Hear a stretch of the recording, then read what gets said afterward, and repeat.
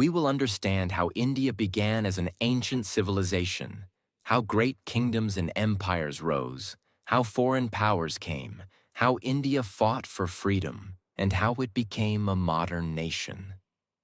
This video is important because understanding history helps us understand how a nation was built, how people face challenges, and how the past continues to shape the present.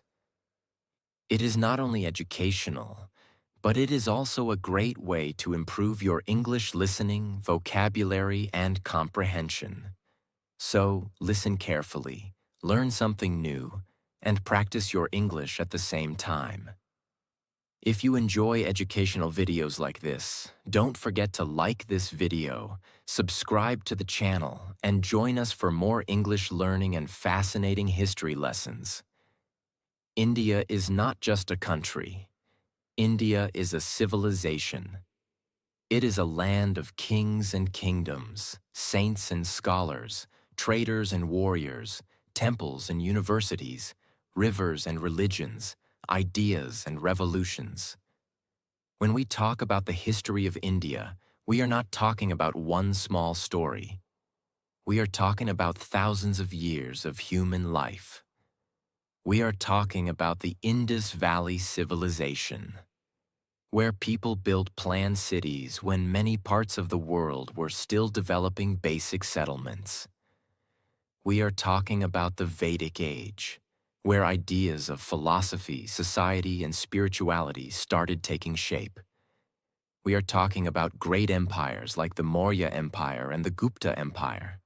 We are talking about Buddhism, Jainism, Hindu traditions, ancient science, mathematics, art, literature, trade, and powerful rulers. We are talking about invaders, battles, changes, struggles, and the rise of new cultures. We are talking about the freedom movement, where ordinary people became extraordinary because they wanted independence. India's history is not boring. It is full of mystery, power, wisdom, courage, and transformation. The story of India teaches us one important lesson. A civilization can fall, rise, change, suffer, rebuild, and still continue. India changed many times, but India never disappeared. So in this full history, we will understand India in 3 big chapters.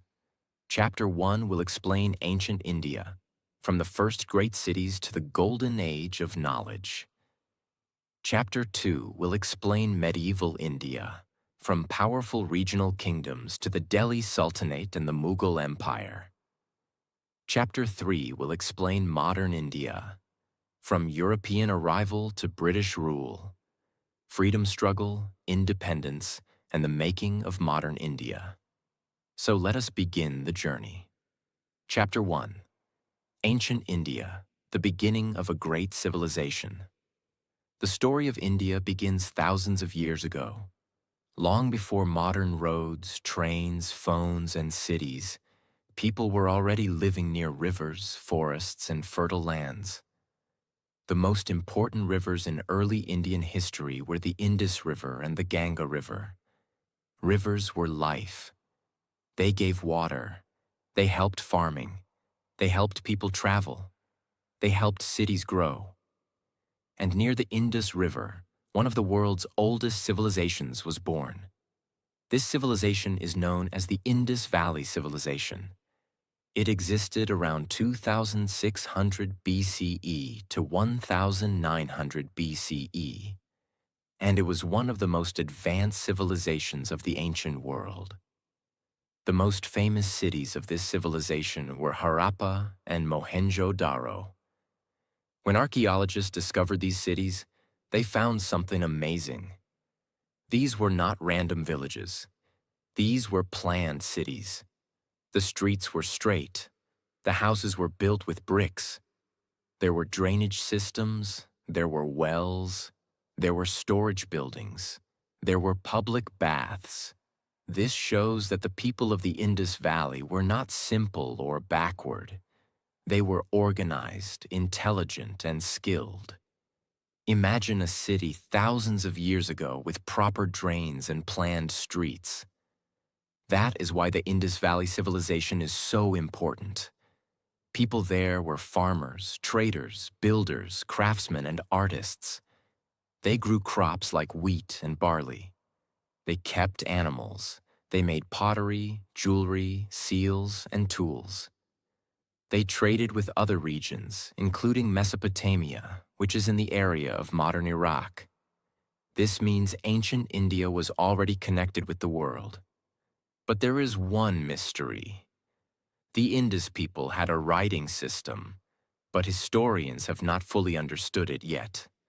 Their script is still not completely decoded.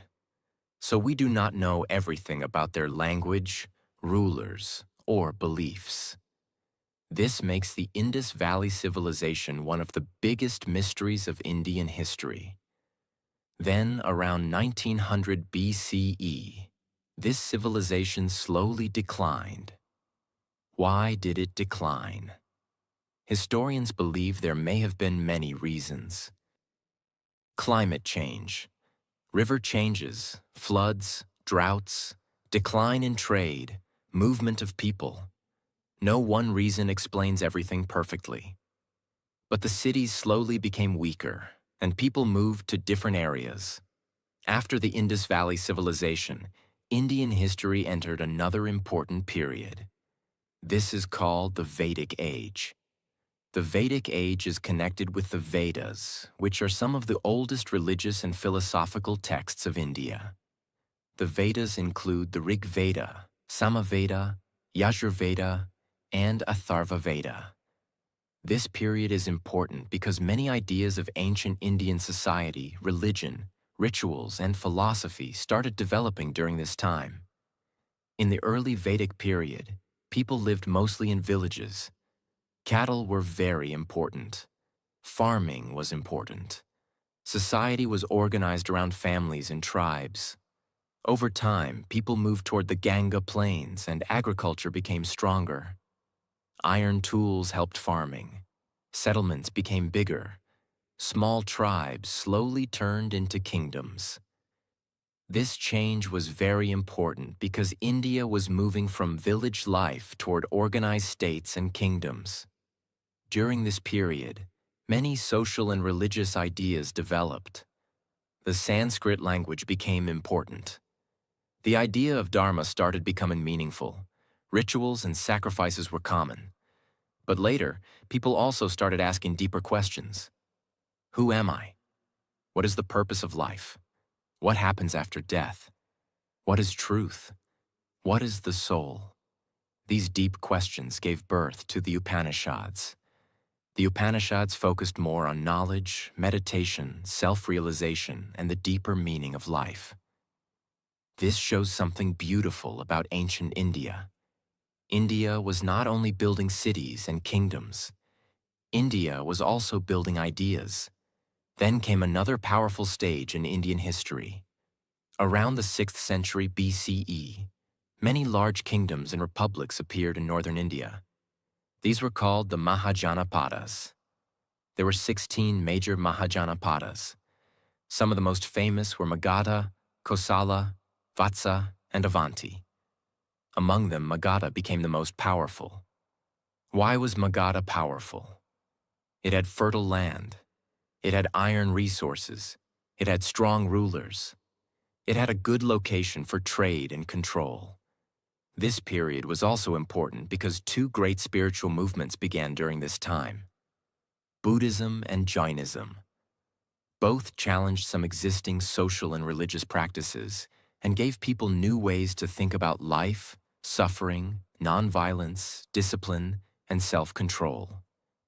Jainism is connected with Mahavira. Mahavira taught nonviolence, truth, non-attachment, and self-discipline. Buddhism is connected with Gautama Buddha. Buddha was born as Siddhartha Gautama. He was a prince, but he saw suffering in the world. He saw old age, sickness, and death.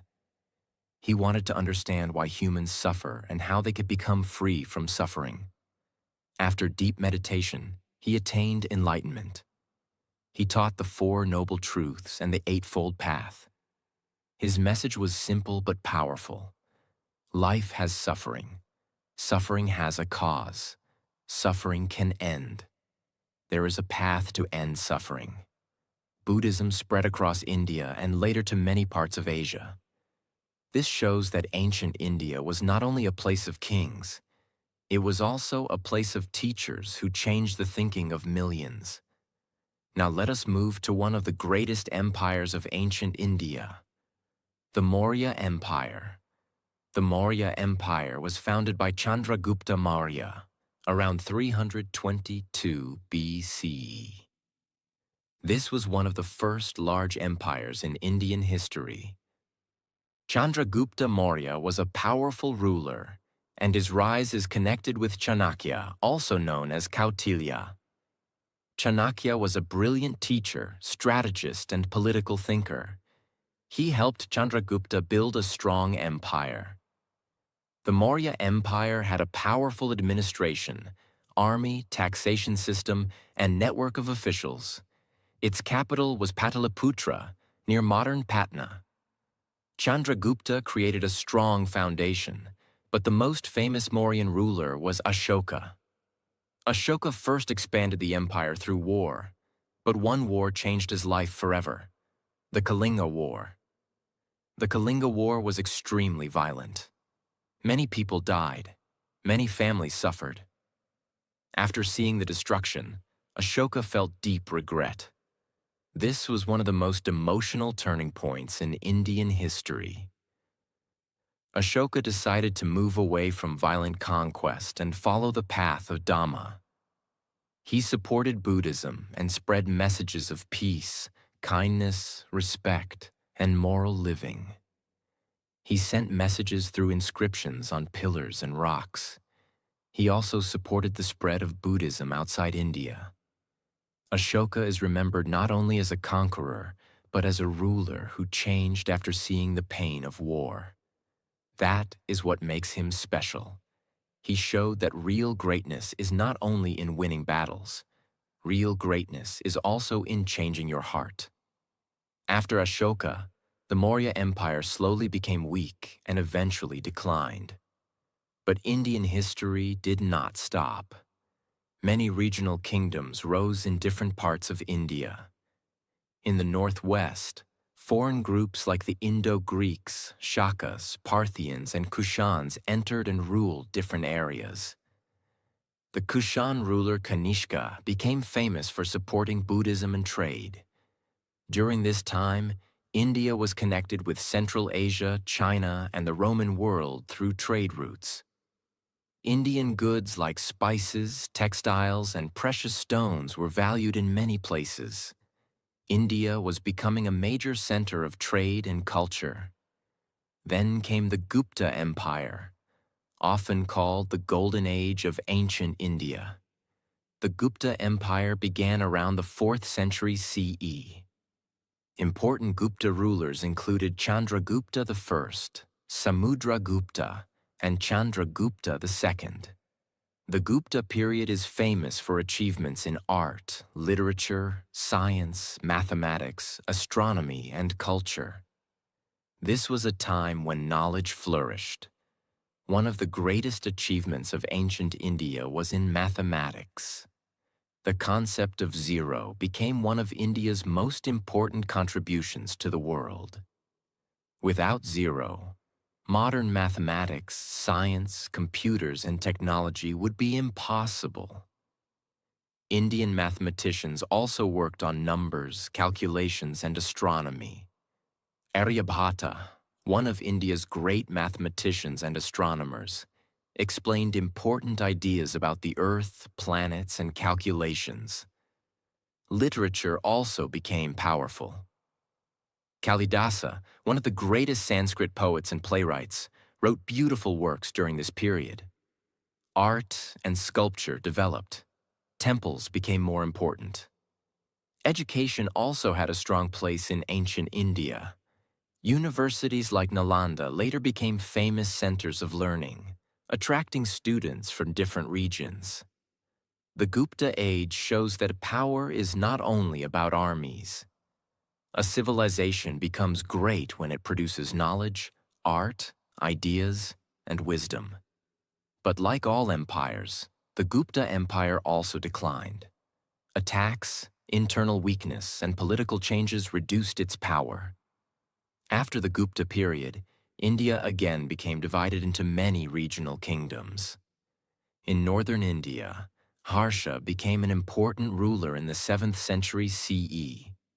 In southern India, powerful kingdoms like the Cholas, Cheras, and Pandyas developed over time. The South played a huge role in trade, temples, art, literature, and sea connections. The Cholas later became especially famous for their naval power, temple architecture, and influence in Southeast Asia.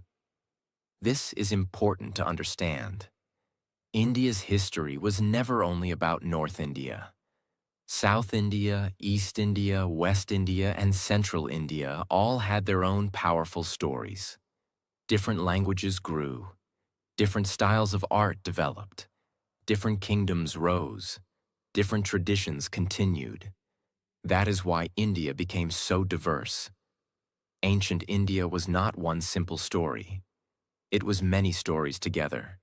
It was the story of cities like Harappa and Mohenjo-daro. It was the story of the Vedas and Upanishads. It was the story of Buddha and Mahavira. It was the story of Chandragupta and Chanakya. It was the story of Ashoka and his change after war. It was the story of mathematics, zero, astronomy, Sanskrit literature, temples, trade, and learning. It was the story of a civilization that kept growing, changing, and creating. And the most powerful lesson from ancient India is this: a great civilization is not built only with weapons. It is built with knowledge. It is built with ideas. It is built with discipline. It is built with culture. It is built with questions. It is built with courage. Ancient India gave the world many things. It gave spiritual ideas. It gave philosophical thinking. It gave mathematics. It gave literature. It gave trade connections. It gave examples of powerful rulers and wise teachers. And this was only the beginning, because after ancient India, a new chapter would begin. New kingdoms would rise. New religions and cultures would interact. New invaders would come. New rulers would build new cities. India would enter the medieval period. And that story is full of power, conflict, art, architecture, courage, and change. Chapter 2. Medieval India, the Age of Kingdoms, Empires, Faith, Art, and Power. After the ancient period, India entered a new phase. This phase is called Medieval India. Medieval India was not a quiet time. It was a time of powerful kings, new religions, great battles, beautiful temples, strong forts, rich trade, amazing art, and changing culture. India was not ruled by one single power all the time. Different parts of India had different rulers. North India had its own kingdoms. South India had its own powerful dynasties. East and West India had their own stories. This is why Indian history is so rich. It is not one straight road. It is like a huge river with many branches. After the Gupta Empire declined, many regional kingdoms became powerful. In North India, rulers like Harsha tried to bring large areas under one rule. Harsha ruled in the 7th century, and he became one of the important kings after the Gupta period. But after Harsha, North India again became divided. Different kingdoms fought for power. One important group during this time was the Rajputs. The Rajputs were known for courage, warfare, honor, and strong kingdoms. They ruled many parts of Rajasthan, Gujarat, Madhya Pradesh, and North India. They built forts, palaces, and temples. Their stories are full of bravery, loyalty, and sacrifice. At the same time, South India was also becoming powerful. The Cholas became one of the greatest dynasties of South India. The Cholas were not only strong on land, They were also powerful at sea. They built a strong navy. They expanded their influence to Sri Lanka and parts of Southeast Asia. This shows that India was not only connected by land routes, India was also connected by sea trade. Indian traders traveled across the Indian Ocean. They traded spices, cloth, jewels, and other goods. Indian culture, religion, language, and art also influenced Southeast Asia. The Cholas are also famous for temple architecture. The Brihadiswara temple at Thanjavur is one of the greatest examples of Chola architecture. It shows the power, skill, and devotion of that period. This is important to understand. Medieval India was not only about war. It was also about art, temples, trade, devotion, literature, and culture. While Indian kingdoms were rising and fighting, new powers were also entering from the northwest. For many centuries, different groups had entered India from Central Asia and beyond. Some came as traders. Some came as invaders. Some came as rulers. One of the most important changes happened when Turkish and Afghan rulers started establishing power in North India. Before this, India had faced many attacks from the northwest. One famous name was Mahmud of Ghazni. He attacked parts of India many times in the 11th century. His attacks were mostly for wealth and political power. Later, Muhammad Ghori came in the 12th century. His victory in the Second Battle of Turin in 1192 became very important. After that, the foundation for Turkish rule in North India became stronger. This led to the beginning of the Delhi Sultanate. The Delhi Sultanate was a major period in medieval Indian history. It began in the early 13th century and continued until the rise of the Mughals in the 16th century. The Delhi Sultanate was ruled by different dynasties. These included the Mamluk dynasty, the Khilji dynasty, the Tughlaq dynasty, the Sayyid dynasty, and the Lodi dynasty. The capital was Delhi, and Delhi became one of the most important political centers of India. The early rulers of the Delhi Sultanate had to face many problems. They had to control large areas. They had to stop rebellions. They had to protect India from Mongol attacks. They had to collect taxes. They had to manage different people, languages, religions, and regions. One important ruler was Iltutmish. He helped strengthen the Sultanate. Another powerful ruler was Razia Sultan. She is remembered because she became one of the few women rulers of Delhi. Her rule was short, but her story is important because it shows that power and leadership were not only male stories. Then came Alauddin Khilji. He was one of the strongest rulers of the Delhi Sultanate. He expanded his empire. He controlled markets. He made economic reforms. He strengthened the army. He also defended North India from Mongol attacks. His period was full of power and ambition. After the Khiljis, the Tughlaqs came. Muhammad bin Tughlaq is one of the most interesting rulers in Indian history. He was intelligent and ambitious, but many of his experiments failed. He tried to shift the capital from Delhi to Daulatabad. He also introduced token currency. These ideas were bold, but they created problems because they were not managed well. His story teaches an important lesson.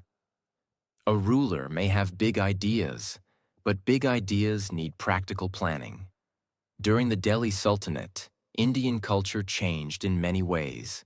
New styles of architecture appeared. Arches, domes, minarets, and new building techniques became common. Persian language became important in administration and culture. Indian and Persian traditions started interacting. Music, poetry, clothing, food, and art slowly changed. This was not a simple story of one culture replacing another. It was a story of mixing, conflict, adaptation, and creation. At the same time, religious and spiritual movements became very powerful. Two important movements were the Bhakti movement and the Sufi tradition. The Bhakti movement focused on personal devotion to God. Bhakti saints often taught that true devotion is more important than caste, rituals, or social status. They used local languages so common people could understand them. Saints like Kabir, Mirabai, Tulsidas, Surdas, Namdev, and many others became important. Their message was simple but deep. Love God. Live with humility. Do not judge people by birth. Look for truth inside your heart. Sufism also became important. Sufi saints focused on love, devotion, peace, and closeness to God. They attracted people from different backgrounds. Sufi centers became places of spiritual teaching, music, poetry, and community. The Bhakti and Sufi movements made Indian society more emotional, poetic, and spiritual. They gave ordinary people a direct connection to faith. They also helped different communities understand each other better. While the Delhi Sultanate was ruling North India, South India had its own powerful empire. This was the Vijayanagara Empire. The Vijayanagara Empire rose in the 14th century in South India. Its capital was Vijayanagara, near modern Hampi. This empire became a great center of power, trade, art, and architecture. Foreign travelers who visited Vijayanagara wrote about its wealth, markets, temples, and large population. The empire protected South Indian culture and supported temples, music, literature, and trade. The ruins of Hampi still show the greatness of this empire. Large temples, stone chariots, markets, and royal structures tell us that this was once a magnificent city. At the same time, the Bahmani Sultanate and later the Deccan Sultanates became powerful in the Deccan region. The Deccan became a zone where North and South Indian politics met. There were battles, alliances, cultural exchanges, and artistic developments. This period shows that India was never completely separated into simple categories.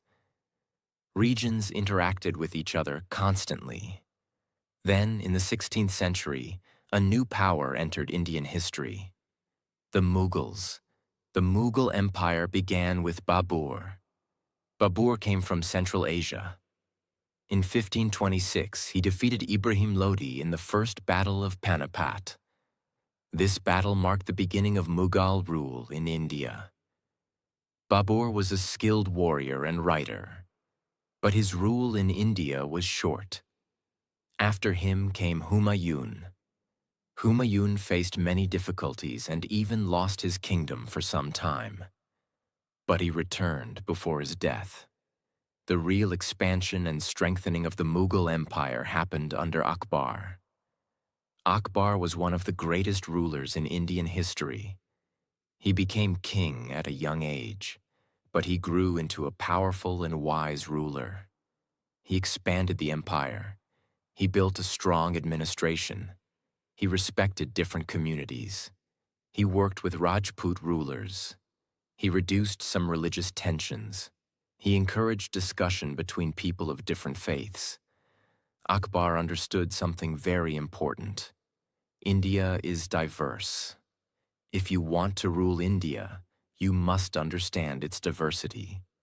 You cannot rule only with the sword. You also need wisdom, cooperation, and respect. Akbar's rule became famous for stability, administration, and cultural growth. After Akbar came Jahangir. Jahangir loved art, nature, and painting. During his time, Mughal painting became very beautiful. Then came Shah Jahan. Shah Jahan is famous for architecture. The greatest symbol of his rule is the Taj Mahal. The Taj Mahal was built in memory of his wife, Mumtaz Mahal. It is one of the most beautiful buildings in the world. But Shah Jahan's period was not only about beauty, it was also about royal power, wealth, and empire. After Shah Jahan came Aurangzeb. Aurangzeb ruled for a long time. He expanded the Mughal Empire to its greatest size, but his rule also created many conflicts. There were wars in the Deccan. There were tensions with Rajputs, Marathas, Sikhs, and other groups. His long military campaigns used a lot of resources. After Aurangzeb died in 1707, the Mughal Empire slowly became weak. The empire was too large to control easily. Regional powers started rising. The Marathas became very powerful. The Marathas were led first by Shivaji Maharaj, one of the most respected leaders in Indian history. Shivaji built a strong kingdom in western India. He used smart military tactics. He built forts. He challenged powerful rulers. He became a symbol of courage, self-rule, and leadership. After Shivaji, the Maratha power grew and spread across large parts of India. In Punjab, the Sikhs also became powerful. Guru Nanak founded Sikhism in the 15th century, teaching devotion, equality, honest living, and service. Later, Sikh gurus guided the community through spiritual and political challenges. Guru Gobind Singh created the Khalsa in 1699, giving the Sikh community a strong identity and spirit of courage. In the 18th and early 19th centuries, Maharaja Ranjit Singh built a powerful Sikh empire in Punjab. In Bengal, Awadh, Hyderabad, Mysore, and other regions, strong local powers also developed. Mysore became important under Hyder Ali and Tipu Sultan. Tipu Sultan fought against the British and tried to strengthen his kingdom. By this time, a new kind of power was entering India: European trading companies. The Portuguese came first by sea. Then the Dutch, the French, and the British came. At first, they came for trade. They wanted spices, textiles, and other goods. India was rich in handmade cloth, spices, and trade goods. Indian textiles were famous around the world. But slowly, trade turned into politics. The British East India Company became more powerful. It was not a normal company like companies today. It had armies. It fought battles. It made alliances. It collected taxes. It slowly became a political power. This was the beginning of the next major chapter. Medieval India was ending. Modern India was beginning. The most important lesson from medieval India is this: India changed again and again, but it kept absorbing, adapting, and creating. Different rulers came, different cultures met, different religions interacted, different languages grew, architecture changed, music changed, food changed, clothing changed, literature changed, but India continued. Medieval India gave us great forts, temples, mosques, tombs, poetry, music, saints, warriors, cities, and empires. It was a time of conflict, but also creativity. It was a time of battles, but also beauty. It was a time of power, but also devotion. And by the end of this period, India was standing at a turning point. A trading company from a small island country was about to become the ruler of a huge civilization. This would change India forever. Chapter 3: Modern India, from company rule to freedom and the making of a nation. Modern Indian history begins with a major change. Foreign traders slowly became rulers. The British East India Company came to India for trade. At first, it wanted profit. It wanted Indian spices, textiles, tea, and other goods. But over time, the company realized that political power could make trade easier and more profitable. The turning point came in 1757. This was the Battle of Plassey. In this battle, the British East India Company defeated the Nawab of Bengal, Siraj-ud-Dowlah. Robert Clive played a major role in this victory. This battle was important because Bengal was one of the richest regions of India. After this, the company became very powerful in Bengal. In 1764, the Battle of Buxar made the company even stronger. After this, the British got the right to collect revenue from Bengal, Bihar, and Orissa. This gave them money, power, and control. Now the company was no longer just a trader. It was becoming a ruler. Slowly, the British expanded across India. They used wars. They used treaties. They used alliances. They used clever political methods. They fought Mysore. They fought the Marathas. They fought the Sikhs. They made agreements with princely states. They used policies like the doctrine of lapse, where they took control of kingdoms if there was no natural male heir. Many Indian rulers lost power. Many farmers suffered under heavy taxes. Indian industries, especially traditional textile industries, were badly affected. British economic policies were made mainly to benefit Britain. Raw materials were taken from India. British manufactured goods were sold in India. This damaged many Indian artisans and workers. India, which had once been famous for its rich trade and industries, slowly became a source of raw material and a market for British products. But British rule also brought new changes. Railways were built. The telegraph was introduced. Modern education spread. English education created a new educated class. New laws and administration systems appeared. Printing presses, newspapers, and new ideas started spreading. This created a strange situation. British rule exploited India, but some modern tools also helped Indians communicate, organize, and question British power. English education introduced Indians to ideas like liberty, equality, democracy, rights, and nationalism. Indian thinkers began asking, if these ideas are good for Europe, why not for India? This question became powerful. But before the national movement grew, India saw a huge revolt.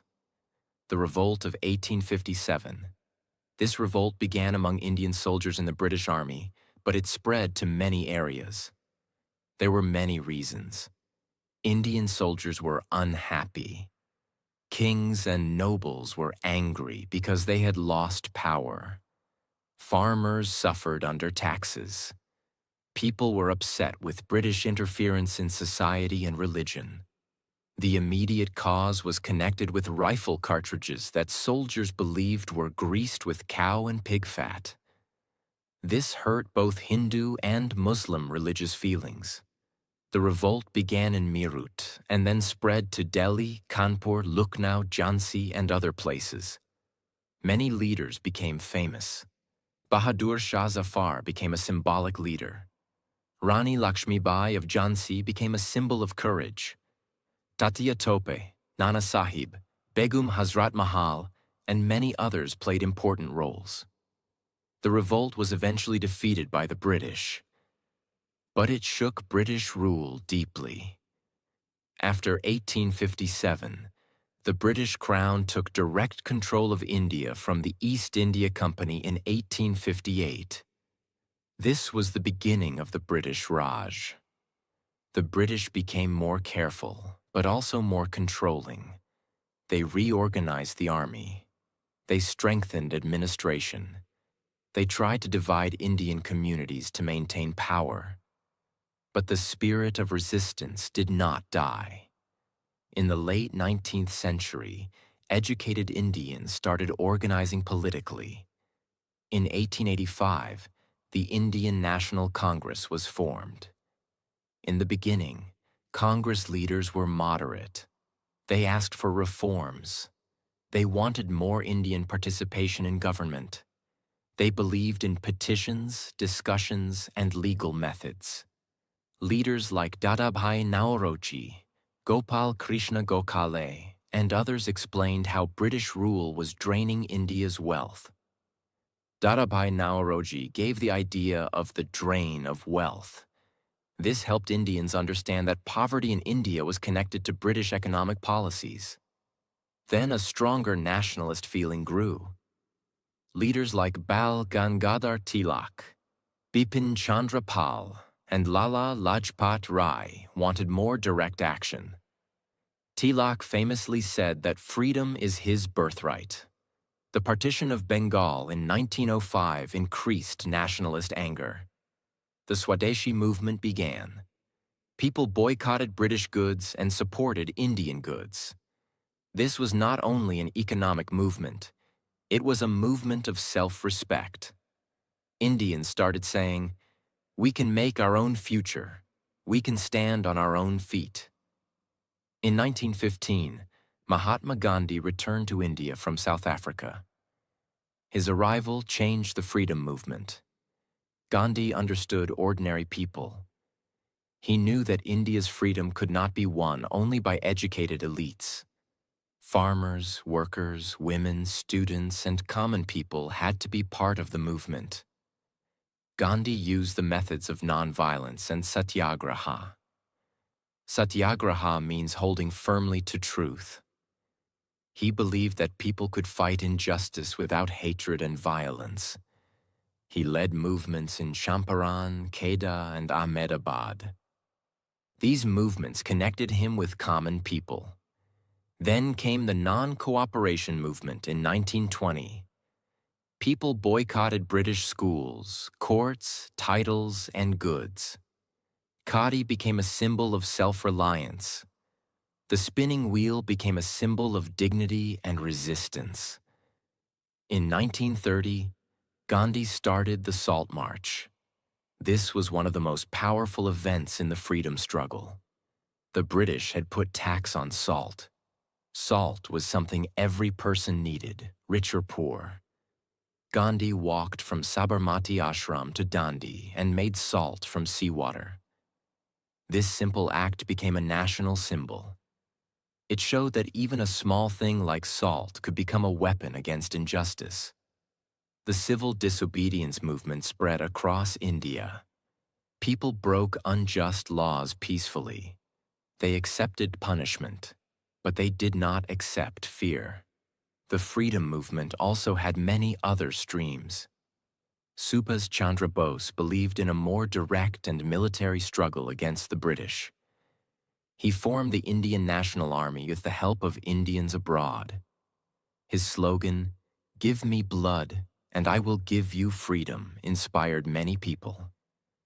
Revolutionaries like Bhagat Singh, Chandrasekhar Azad, Rajguru, Sukhdev, and many others also became symbols of courage.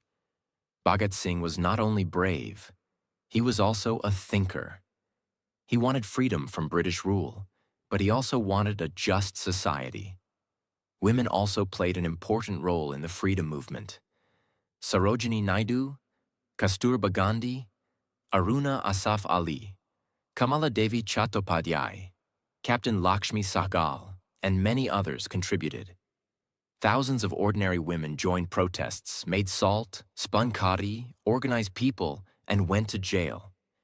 Students, workers, farmers, writers, journalists, lawyers, and teachers all became part of the national awakening. India's freedom struggle was not the story of one person. It was the story of millions. In 1942, during the Second World War, Gandhi launched the Quit India movement. The message was clear. The British must leave India. Many leaders were arrested, but the movement spread. By this time, British power was weakening. The Second World War had damaged Britain economically. Indian soldiers had fought in the war. The Indian National Army trials created sympathy for freedom fighters. There were protests and growing pressure.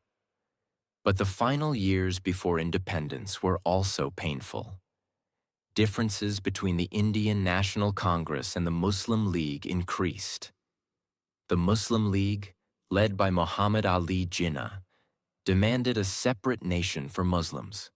Communal tensions grew. Finally, India was partitioned. On August 15, 1947, India became independent. But independence came with deep pain. India was divided into India and Pakistan. Millions of people crossed borders. There was violence, fear, loss, and separation. Families were broken. Lives were destroyed. Independence was a moment of joy, but partition was a moment of tragedy. This is one of the most emotional truths of modern Indian history. Freedom came, but with wounds. After independence, India had to build itself again. This was not easy. India was poor. Millions were displaced because of partition. There were hundreds of princely states. There were food shortages. There were social divisions. There were questions about language, democracy, economy, and national unity. One of the greatest tasks was integrating princely states into India. Sardar Vallabhbhai Patel played a major role in this. He is remembered as the Iron Man of India. With diplomacy, firmness, and leadership, most princely states joined India. Then India created its constitution.